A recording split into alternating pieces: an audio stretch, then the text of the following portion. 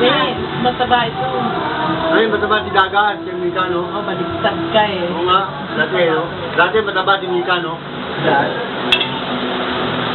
At si Daga, sila magre-reduce na, magre-reduce.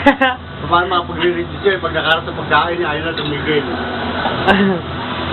Sabi niya lang yun. Joke lang yun. Pag-aero ka, pag Sabado, parang nababurn mo Hindi yung... makapag-aero na. Sabado lang.